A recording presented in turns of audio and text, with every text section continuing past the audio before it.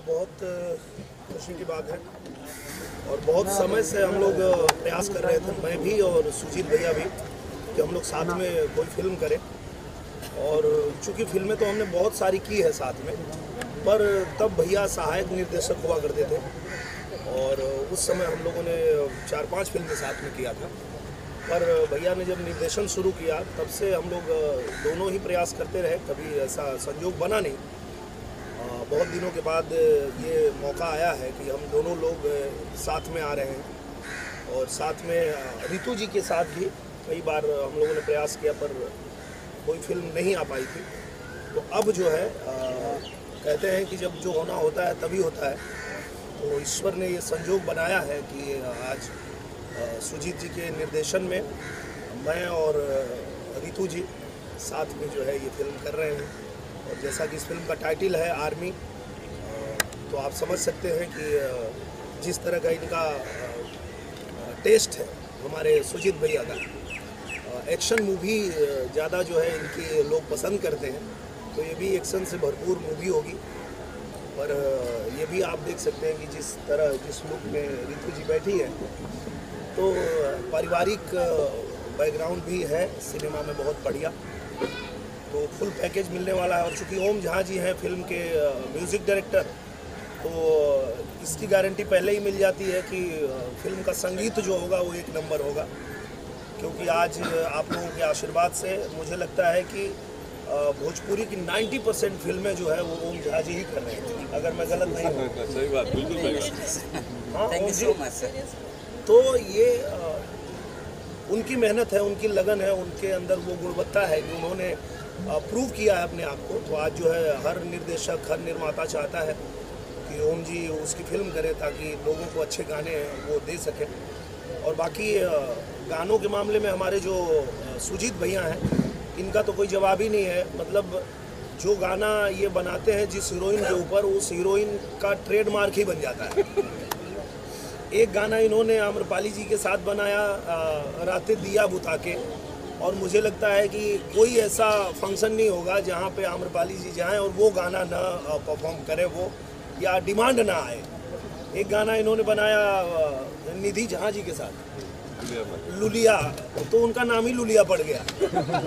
मतलब इस तरह का इनका भी है। तो मैं ऐसी उम्मीद रखता हूँ कि आर्मी में भी कोई ऐसा गाना दे कि मुझे भी आगे से लोग फौजी कहना शुरू कर दें। और रितु जी को भी कुछ एक ऐसा गाना दीजिए भैया कि इनका भी नाम कुछ एक ट्रेडमार्क बन जाए।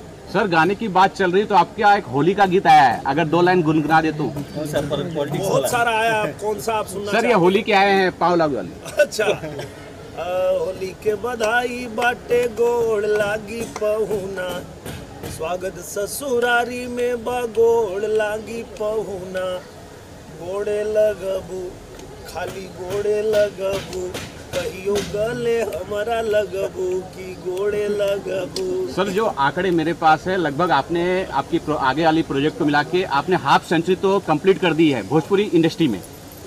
क्या कुछ बदलाव देख रहे हैं जो शुरुआत से लेके अब तक में?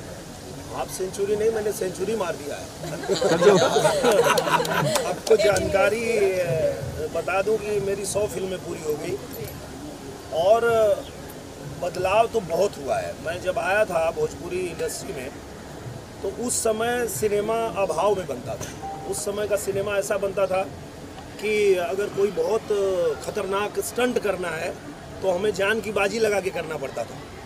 जैसे आप लोगों ने देखा होगा निरहुआ रिक्शा वाला, वो रिक्शे के ऊपर से जो समरसॉल्ट मारना था, उस समय केबल नहीं था और 2 फाइटर जो है उसी रिक्शे पे गिर के हॉस्पिटल पहुंच गए। उसके बाद फाइट मास्टर भी सोच लिए हीरो नहीं करेगा और डायरेक्टर साहब भी सोच लिए कि हीरो नहीं करेगा, क्योंकि इसके सामने ही 2 लोग घायल हुए हैं और केबल था नहीं। पर मैंने जान की बाजी लगा दी कि ऐसी ज़िंदगी से क्या फ़ायदा है जब कुछ बन ही नहीं पाए। तो मैंने मारा था और वो शॉट दिया था और वही लोगों को पसंद आया था।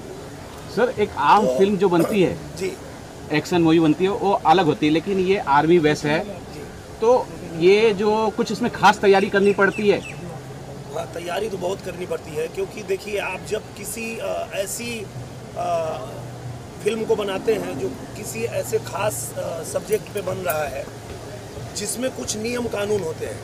जैसे आर्मी में अगर आप देखेंगे तो उनके कुछ हेयर स्टाइल का उनका कुछ रहता है, उनके कुछ बैच होते हैं, उनका कुछ चलने का तरीका होता है, ड्रिल होता है, बहुत रूल्स होते हैं बहुत सारे। तो उसको अगर आप फॉलो नहीं करेंगे तो वो अच्छा नहीं लगेगा।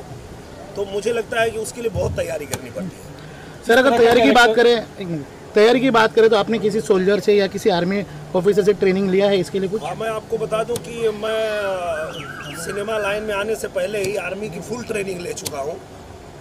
जब मैं बंगाल में पढ़ता था तो बटालियन 1 जिसका नाम था बंगाल बटालियन 1, उसमें मैंने एनसीसी किया था। और एनसीसी इसलिए ही कराया जाता है कि भारत सरकार हमारे देश के बच्चों को आर्मी की पूरी ट्रेनिंग अपने खर्चे पे देती है, और जब भी देश में आपातकालीन स्थिति होती है तो उनको बुलाया जाता है और उनको जाना पड़ता है, वो किसी भी फील्ड में हो। तो आज मैं भले फिल्मों में हूँ, लेकिन अगर देश में कभी आपातकालीन स्थिति हुई तो मैं बॉर्डर पे जाके लड़ूंगा। इतनी ट्रेनिंग मैंने लिया हुआ है।